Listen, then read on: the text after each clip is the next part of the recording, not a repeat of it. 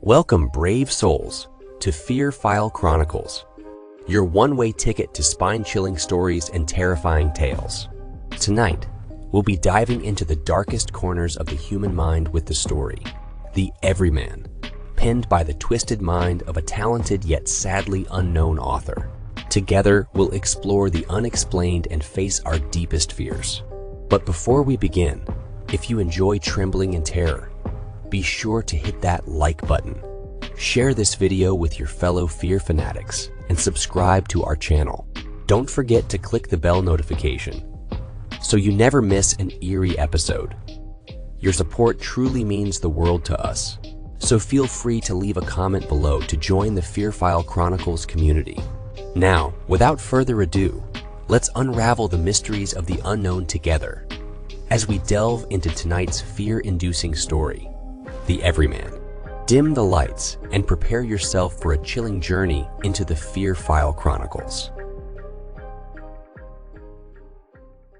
When was the first time you saw a familiar face?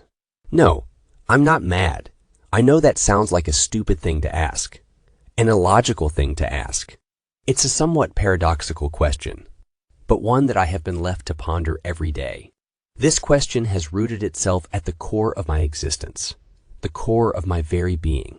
When was the first time I saw that face? His face. I have settled on it being around the time I was 8 or 9 years old. As a child, you tend to take the world at face value. Some would call that trust. I call it blindness. Blindness to what is really out there and a naivety that those around you can protect you from it. It's hard to place exactly when I started to realize that the Everyman wasn't a normal thing to be seeing. He's not really the kind of thing that a kid talks to a parent or friend about. I'd probably been seeing him for a while too. Again, the paradox of the familiar face. Had he been there since I was born? Was it really 9 whole years into my cursed existence when I finally recognized him? You're probably wondering what the fuck an Everyman is. Honestly, I am too. And have been for years now. I saw him everywhere, in places that he couldn't and shouldn't possibly be. Always the same person, the same face, no matter how far I traveled or how quickly I traveled there. I could see the Everyman sitting by himself in a cafe as I walked past the windows. He would then appear briefly as a passenger on a train traveling the opposite direction to mine, before somehow beating me home and delivering mail to my next-door neighbor. He was anywhere and everywhere at once, and his purpose appeared to be me.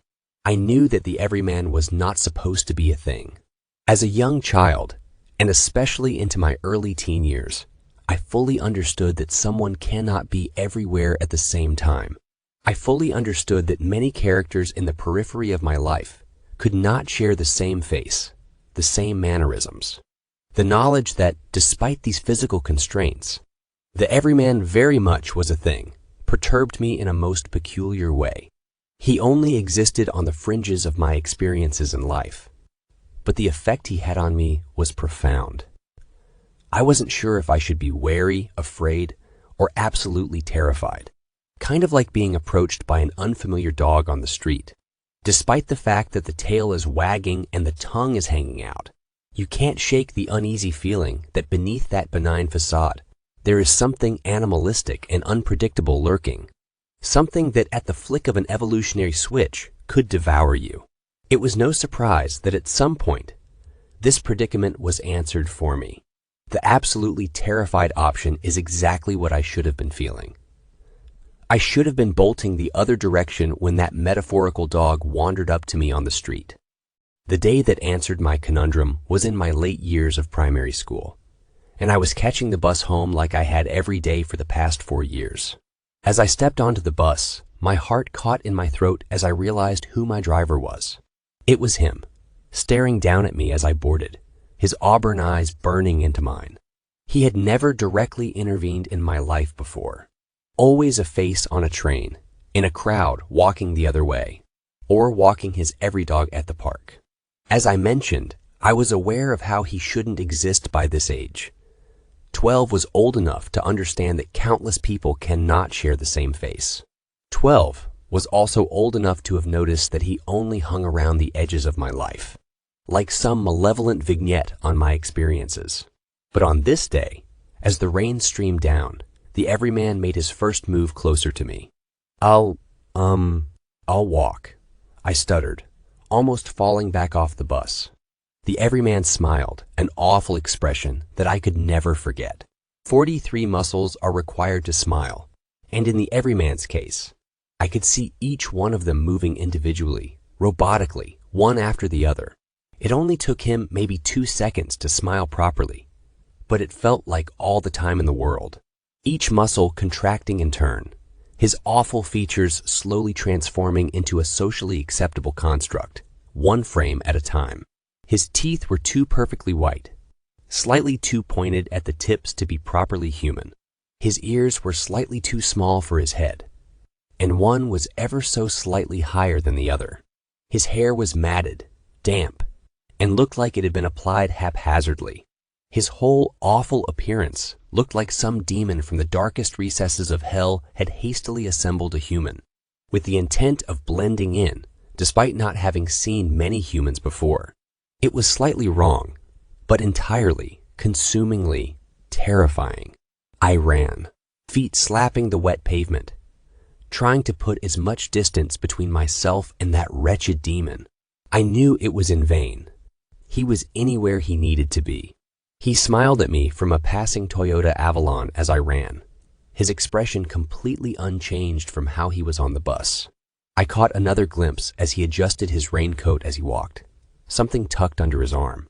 He wasn't smiling anymore, just staring intently at me, like he was looking beyond my flesh and into my soul. His every dog, its hair matted in the same distinctly incorrect way as the beast walking it, stared at me too, its head rotating to a bizarre angle as I sprinted past. I didn't dare look behind me to witness the degree of rotation that their necks could achieve. I didn't want to know, but I know that those eyes were fixed on me, even as I became obscured by the driving sheets of rain. I burst through the front door, collapsed, and cried. I felt defeated. He was no longer some peripheral character in my life, and I couldn't reconcile the thought that he was trying to be closer to me. How much closer did he need to get? What would he do when he finally got the opportunity to touch me? I didn't leave the house for a few days.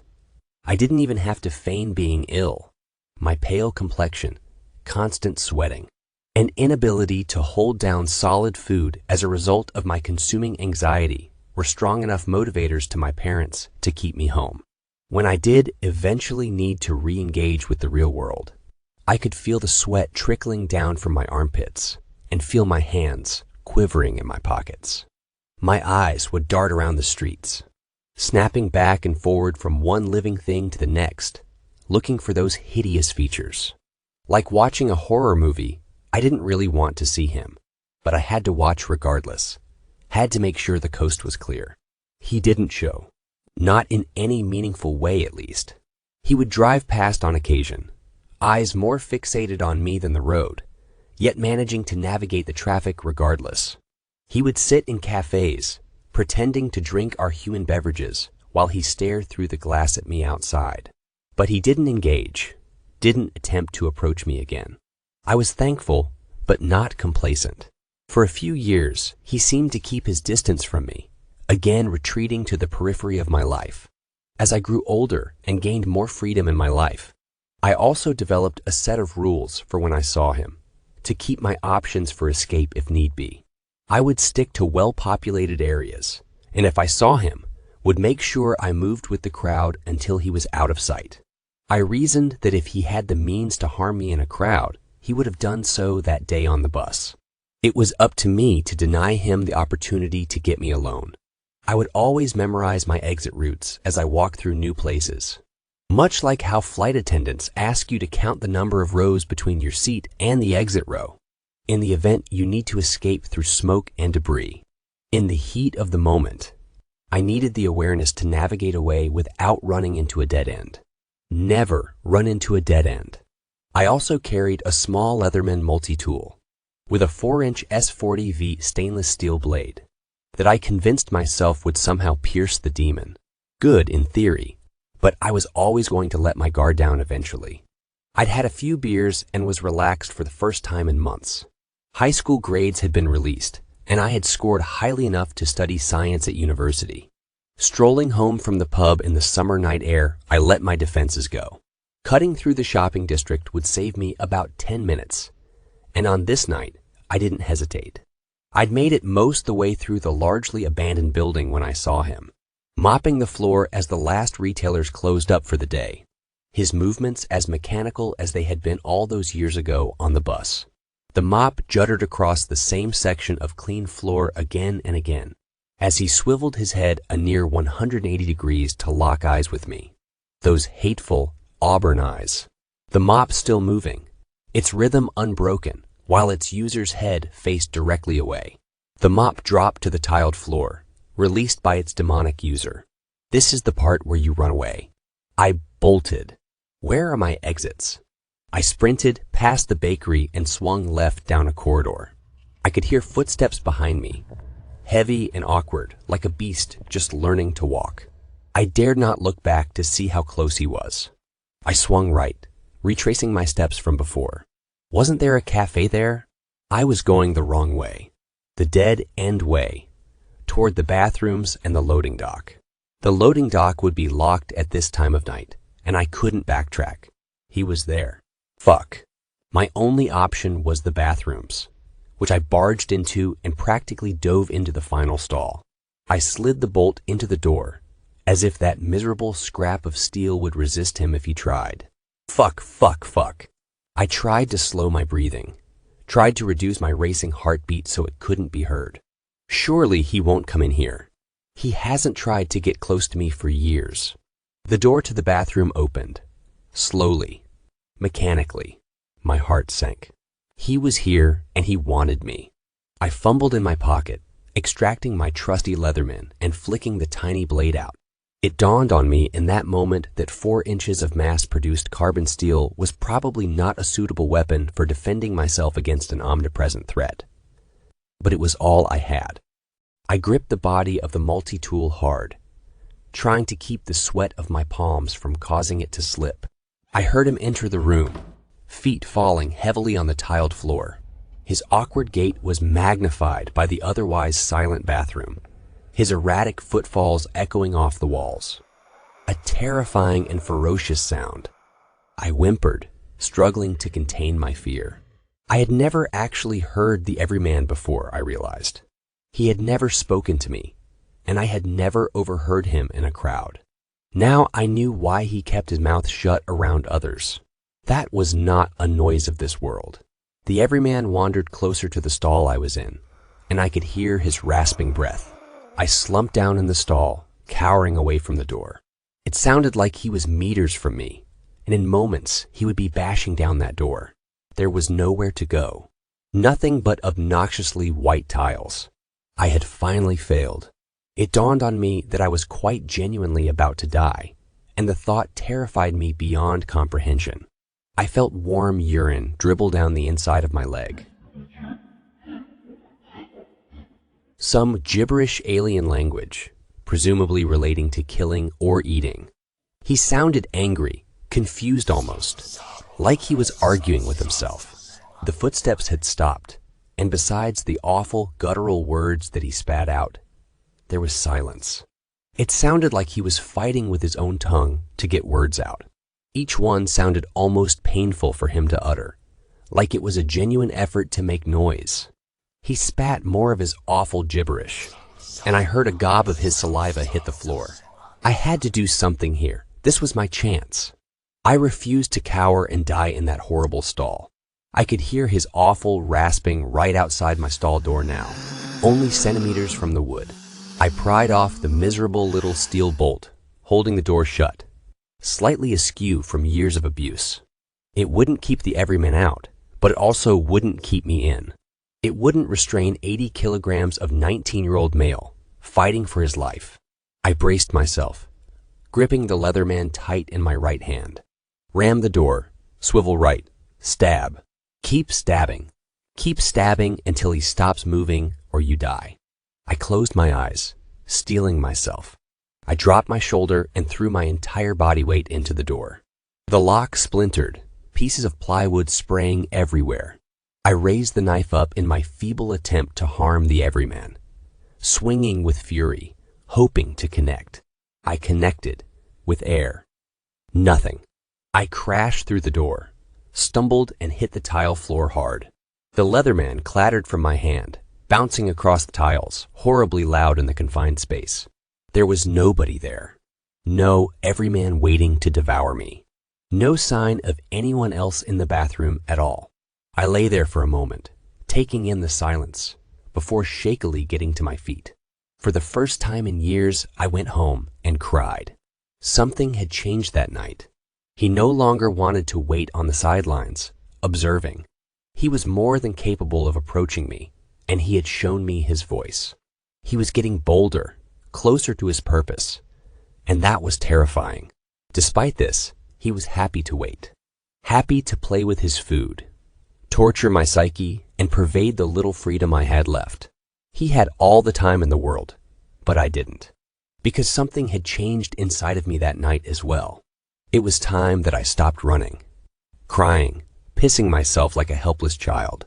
It was the night that an awful, beautiful thought dawned in my mind. I should kill the Everyman. If I move, he moves. If I don't move, he doesn't. That was my first realization about the Everyman. Once I made my decision to stop running, I could see it all so much clearer. I had never actually seen the Everyman swap between people. He always changed when I moved around, to a new environment or a new crowd. I had no idea what he did with the people he overtook, but I do know that I never saw them again. It took me weeks to get on the bus again, way back in primary school, but the driver was new.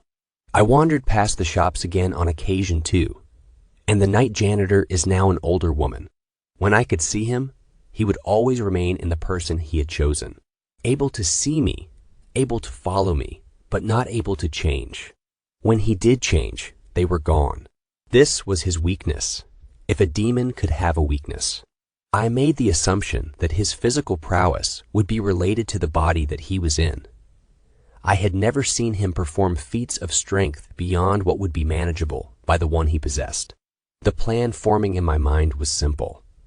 I had to wait until he made a mistake, wait until he chose someone vulnerable.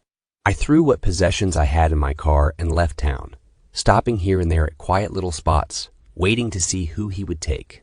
In one town, it was the bakery assistant, a skinny young kid whose wiry frame really exaggerated the Everyman's awkward nature. I tried to follow him, but he lived in an apartment block, which means I lost sight of him for hours at a time. The Everyman had become a taxi driver by then, patrolling the streets for a ride or a meal. He lived out of town. After his shift, he and his taxi disappeared. I didn't wait around to confirm that he never came back the next day. I was already on the road to my next stop, where the Everyman owned a cafe, then a bookstore, and was then a police officer with a 9mm handgun strapped to his waist. They all stared at me as I drove through, but he never made a move. Neither did I.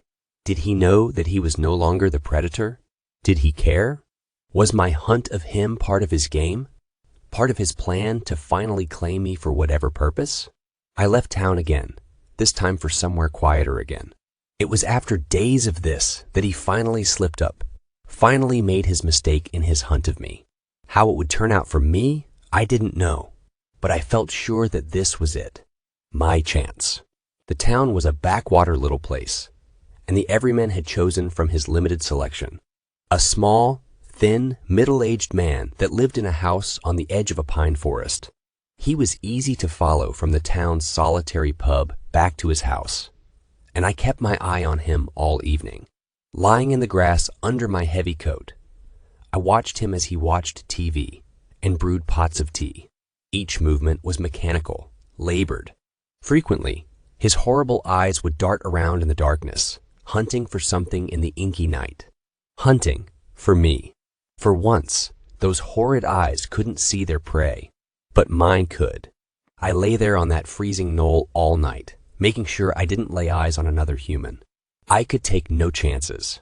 He could take nobody else.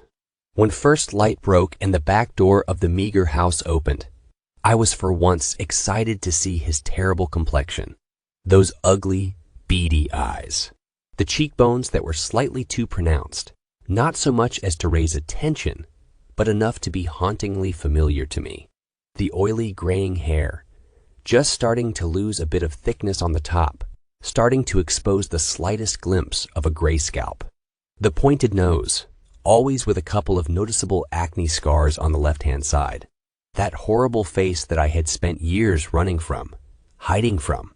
I gingerly got up from my uncomfortable camp and followed him into the woods. He moved slowly in his current body, his mechanical limp amplified by the limitations of the meat suit that he chose. His error.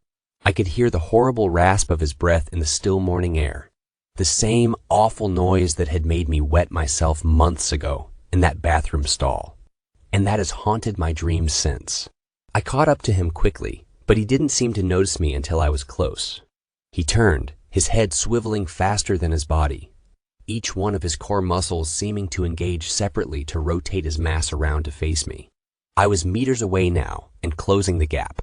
His face began to break into that god-awful smile, the one that made me weak at the knees as a kid and still haunts me as an adult.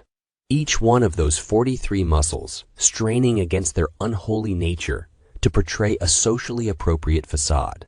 I swung the wood splitter quickly, with a force that surprised even me. I think the Everyman saw it moments before impact, the dim light of the forest combining with the sun behind me to hide it from view, until it was almost overhead. Those horrible muscles began, I think, to rearrange into an expression of surprise. But they were too slow. My axe was faster to reach his face, and it made a shuddering connection with the bridge of that ugly pointed nose. I don't know what I expected to happen. The axe to harmlessly bounce off the demon, for him to laugh with that awful voice of his before eviscerating me in those lonely woods, for the axe to pass straight through him like a ghost. Instead, kilograms of steel thundered into his awful face, crumpling flesh and bone as if it was made of paper. The axe head lodged awfully in his ruined skull. The Everyman swayed momentarily, a terrible mechanical swaying, as each of his dying muscles tried to pretend one last time to be human. The Everyman slumped to the ground, motionless and quiet. Thick blood oozed from what used to be his face, soaking into the soil at my feet. He hadn't managed to swap or change. His horrible features were all still there, soaked in blood and increasingly lifeless, but still there. I had done it. I started digging. More than a week later, I still hadn't seen him. I started off slowly, wandering quiet streets and examining small cafes and stores. He was nowhere to be seen, and no one. My bus and train drivers were all real, unique humans. I ventured to the city, immersed myself in crowds, and he did not make an appearance. Once or twice, I thought that I had maybe caught him in a reflection, but it always turned out to be an unfortunate soul, cursed with one of his ugly features. It wasn't him, though. He was gone. After 2 weeks had passed, I had to convince myself that I had really done it. That's why, this morning, I drove back out to that backwater town at the crack of dawn and took a walk into those woods. I traced my steps carefully. Years of paranoia had made me very good at seeing landmarks in what others might not. I found the patch of slightly disturbed soil where I had left the Everyman and got to digging for the second time. I'm not sure what I expected. Was I expecting his shallow grave to be empty? Was I expecting him to look as I had left him, as if still almost alive? As I dug into the soil, the putrid smell of rot invaded my nose, making me dry retch. As the final layer of topsoil was removed, his shattered skull came into view, pieces of putrefying flesh hanging off shards of bone. The smell was overwhelming. I urged myself not to throw up. He wasn't human, wasn't worth losing my breakfast over. I hastily covered the putrescent remains and left those woods for good, left the Everyman to rot in the dirt, where demons and monsters belong. As I drove back out of town, posters labeled missing person were visible, plastered to almost every surface. The posters had a picture of an ordinary, middle-aged man of slight build, with the name Lex Davis in massive font underneath. Maybe that's what the people of the town used to call him. A man in an orange puffer jacket was busy taping another poster to the pub's front windows as I trundled by. He turned to me and waved. A friendly, if not slightly mechanical gesture. I went to wave back, but caught myself. I knew I'd seen his face somewhere before. Well, my friends, we've reached the end of tonight's chilling tale, The Everyman, by a talented yet sadly unknown author.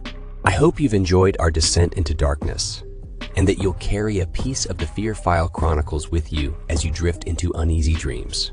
If our story left you shivering and shaking, don't forget to like this video, share it with others who crave a good scare, and subscribe to the Fear File Chronicles for more haunting horrors. Remember to hit the bell notification so you're always among the first to know when a new nightmare awaits. As always, we appreciate your support and would love to hear your thoughts in the comments below.